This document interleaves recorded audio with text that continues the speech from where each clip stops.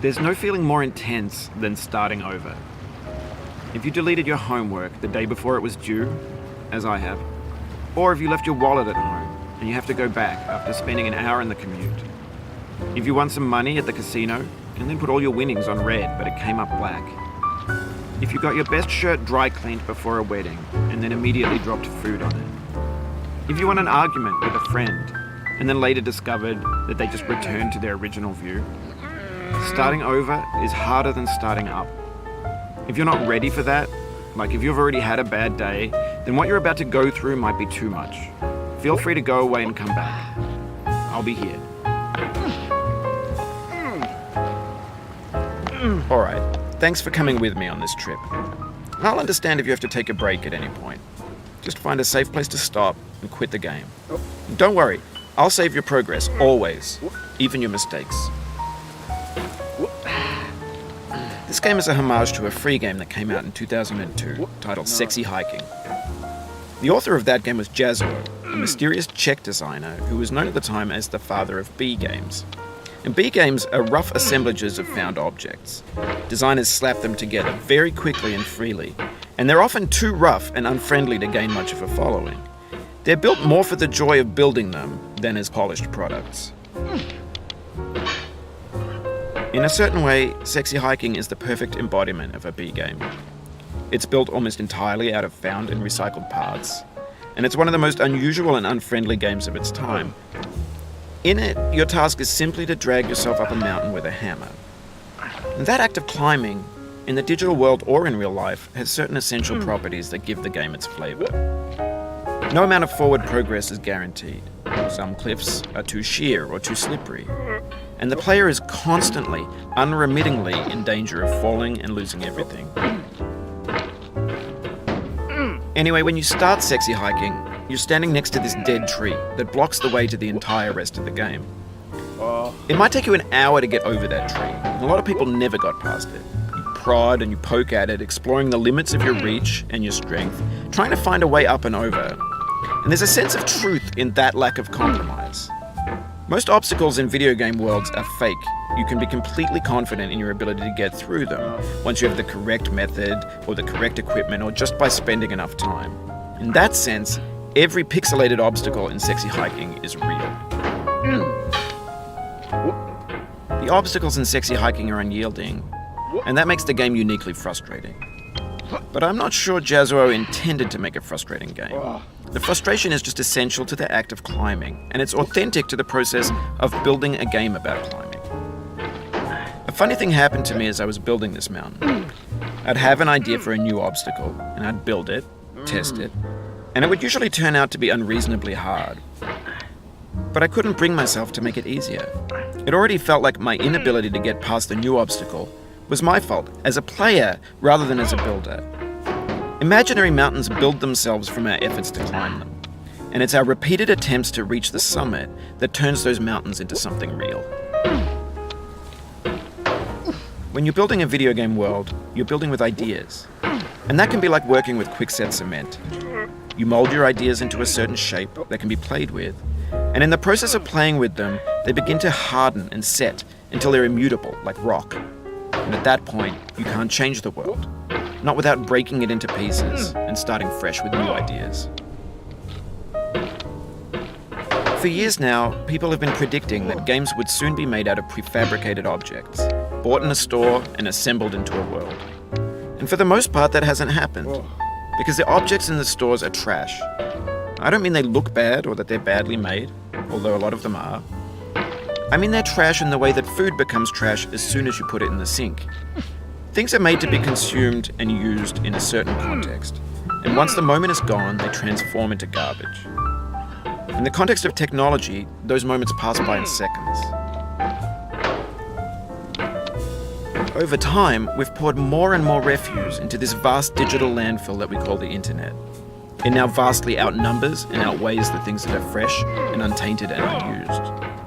When everything around us is cultural trash, trash becomes the new medium, the lingua franca of the digital age.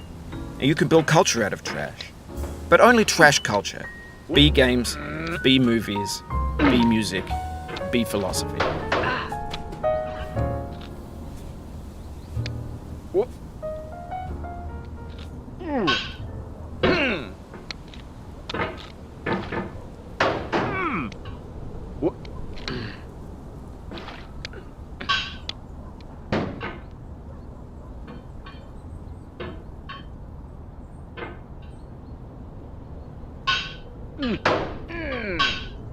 Maybe this is what digital culture is. A monstrous mountain of trash, the ash heap of creativity's fountain. A landfill with everything we ever thought of in it. Grand, infinite, and unsorted. There's 3D models of breakfast, Gen X's fanfic novels, Scan magazines, green screen Shia LaBeouf, banned snuff scenes on Live League. Facebook's got lifelike bots with unbranded adverts and candid shots of Kanye and Taylor Swift mashups, car crash epic failed GIFs, Russian dashcam vids, discussions of McRibs, discarded, forgotten, unrecycled, muddled, rotten, untitled.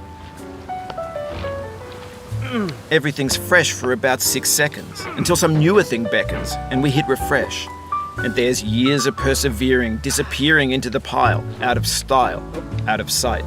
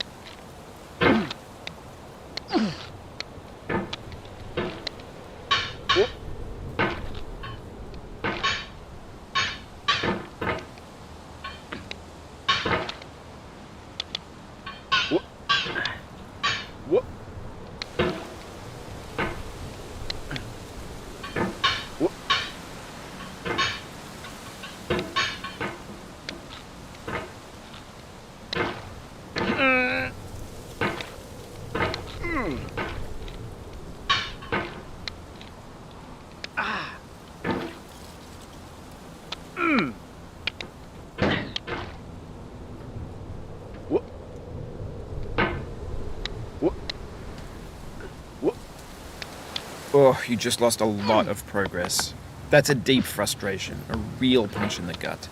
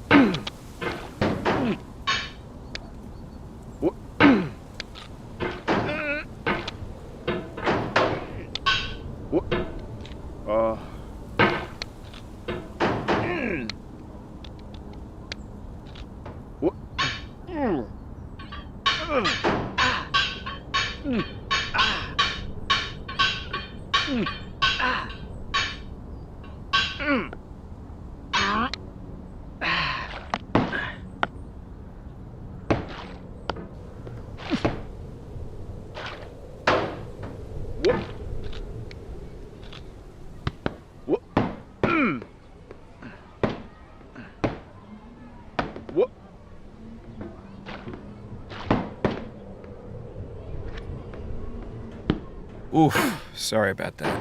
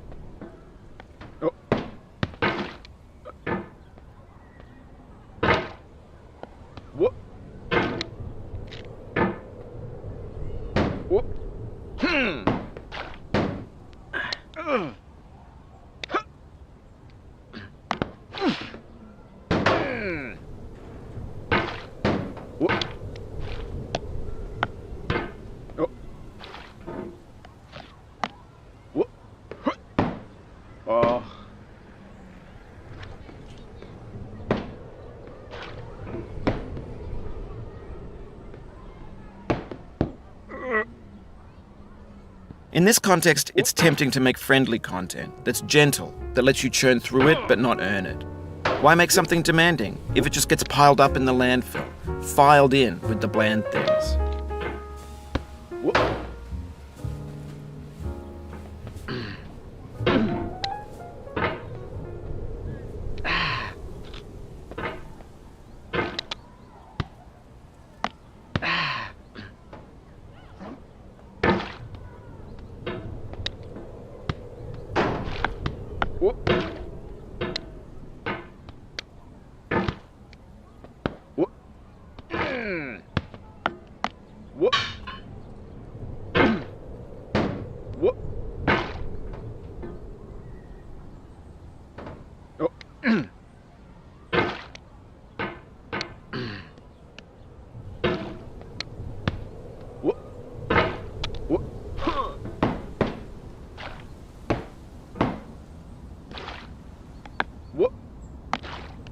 Oh, it happened again.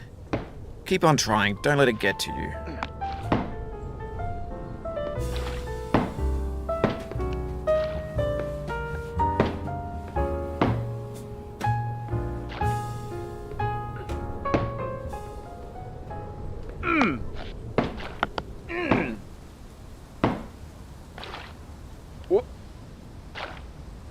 This thing that we call failure is not the falling down, but the staying down. Mary Pickford.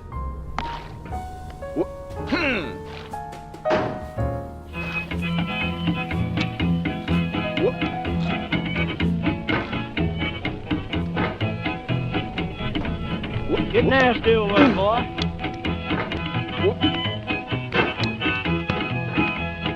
Going down the road feeling bad. I'm going down the road feeling bad. Going down the road feeling bad, and I ain't going to be treated this way. Oh,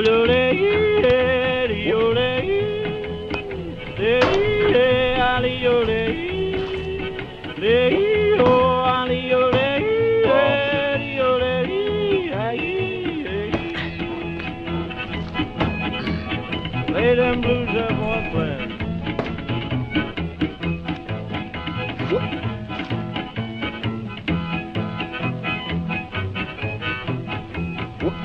Down in the jail on my knees, down in jail on my knees, down in jail on my knees, and I ain't going to be treated this way.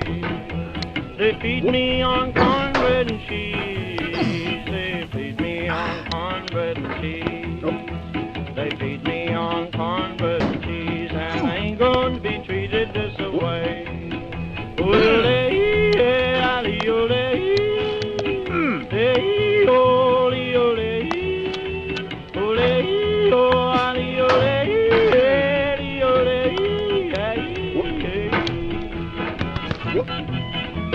Let's go to town, boys. Hey, buddy. Oh,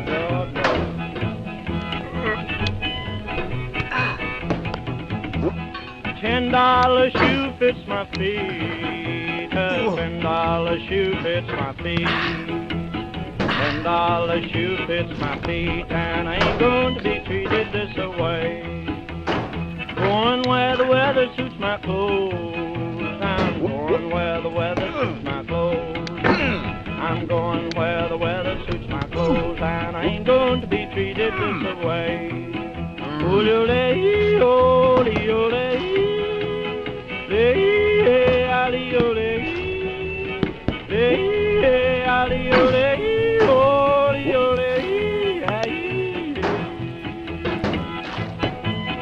Turn down, boy, turn down. Hey, hey, hey.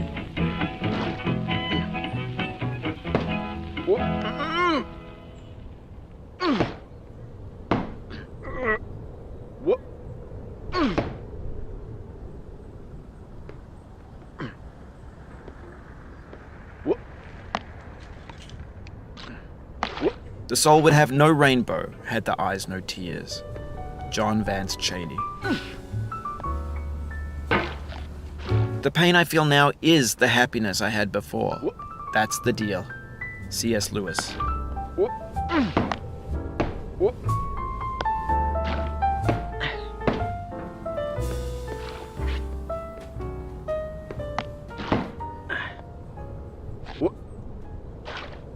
I feel within me a peace above all earthly dignities, a still and quiet conscience. William Shakespeare.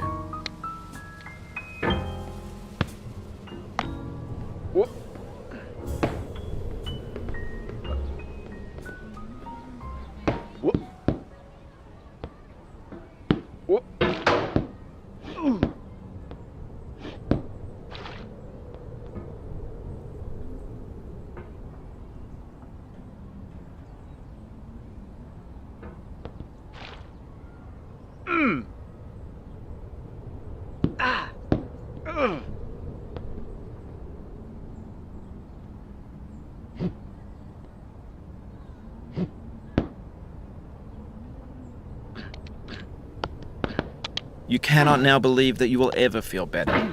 But this is not true. You're sure to be happy again, and knowing this, truly believing it, will make you less miserable now. Abraham Lincoln.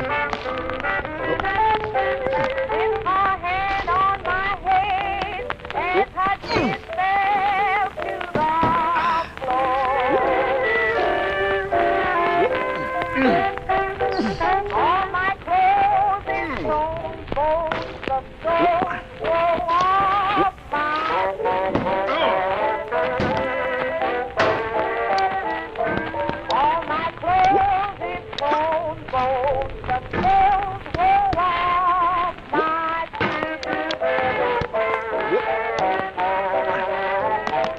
and my heart so cold that I sat there for me.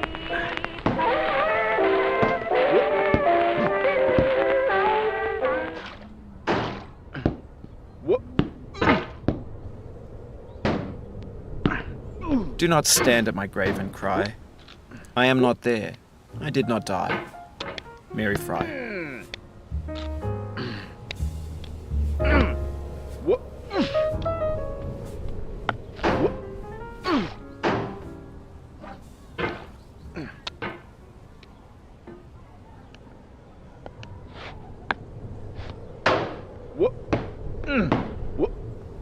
To live is to suffer.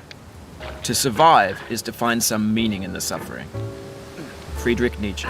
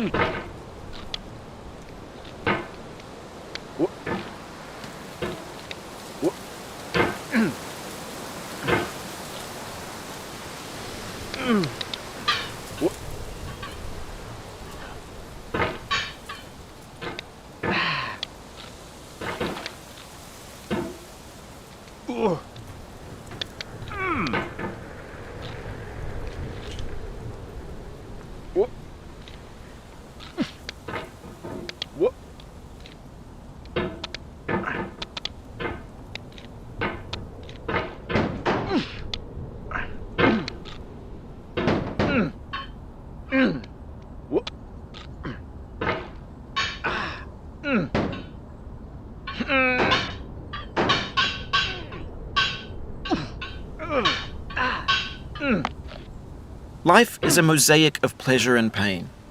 Grief is an interval between two moments of joy. Peace is the interlude between two wars. You have no rose without a thorn. The diligent picker will avoid the pricks and gather the flower. Satya Sai Baba.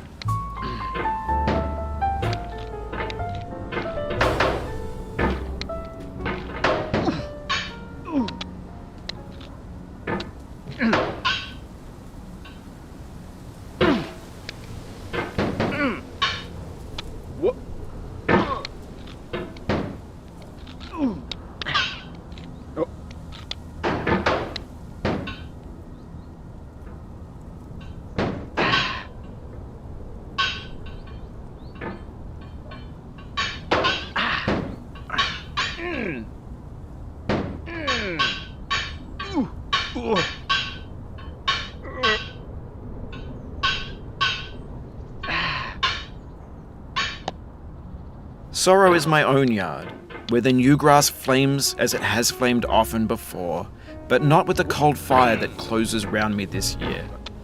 William Carlos Williams.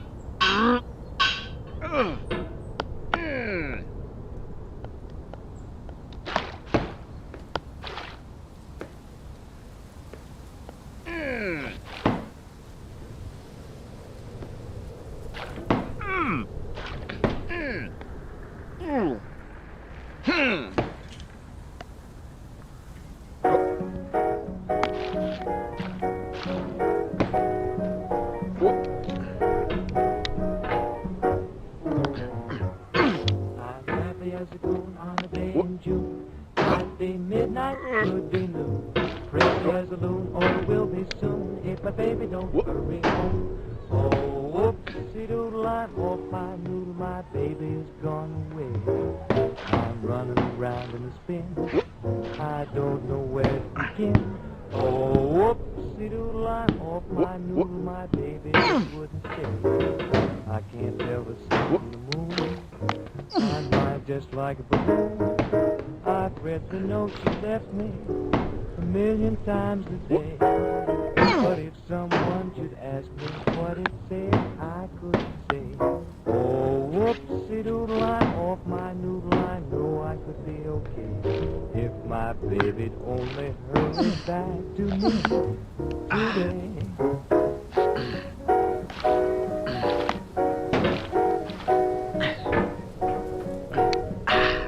Oh, whoopsie-doodle, I'm off my noodle, my baby's gone away. I'm eating my soup with dessert, leaving out the tail of my shirt. Oh, whoopsie-doodle, I'm off my noodle, my baby just wouldn't stay. Reading books from the bottom up, pouring ketchup into my cup. I'm gonna lose my reason, I'm ready to blow my top. Now if my baby's only teasing me, why don't she stop? Oh, whoopsie-doodle, I'm off my noodle, I'm gradually turning gray. I can't sleep awake anymore, I just keep walking the floor. But if my baby hurry, then I know I wouldn't worry anymore. No, no, no, wouldn't worry anymore.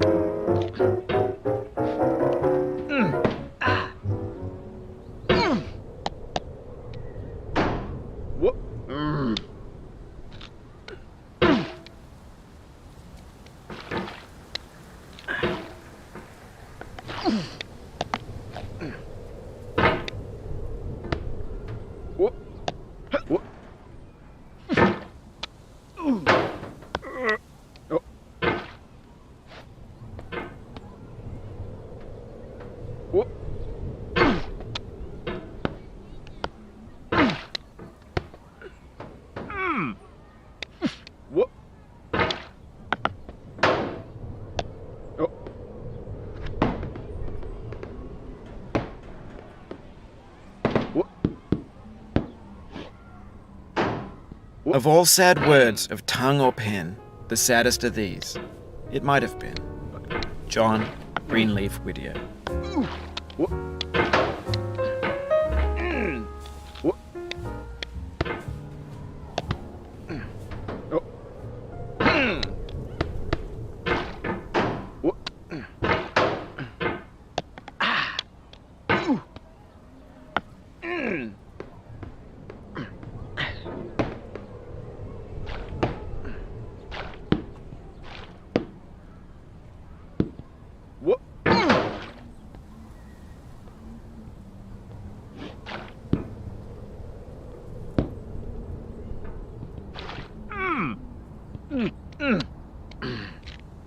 If you try to please audiences, uncritically accepting their tastes, it can only mean that you have no respect for them.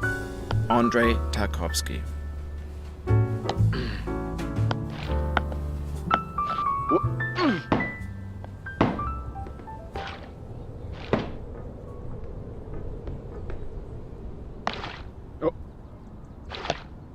Don't hate the player, hate the game. Ice-T.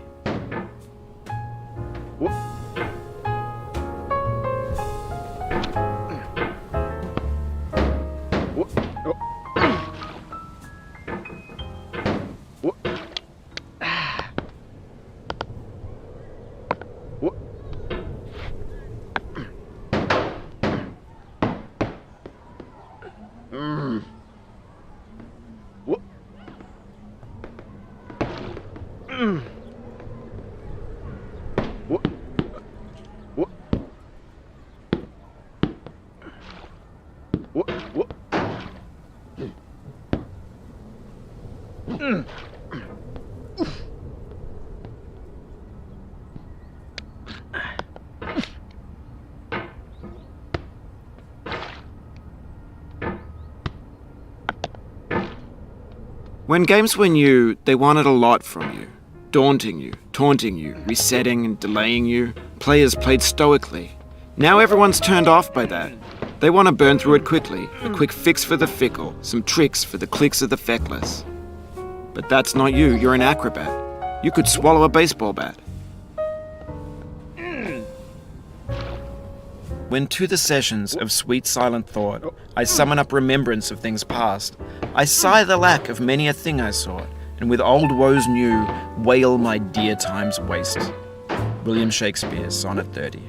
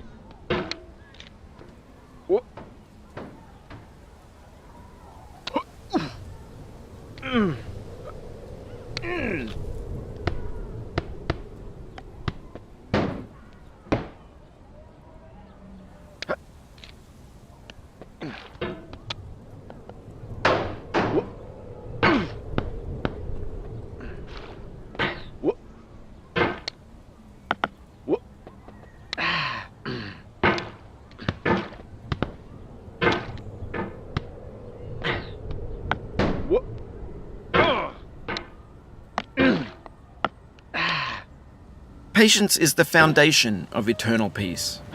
Make anger your enemy.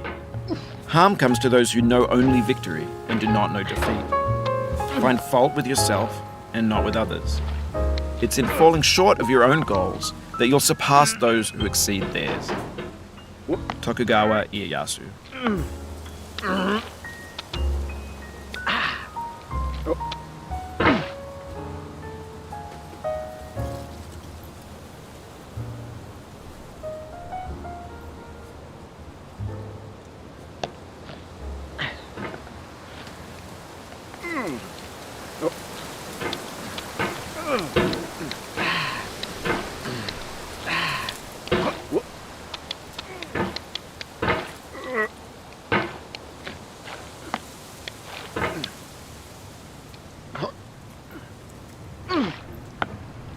She smiled in defeat with unconquerable eyes.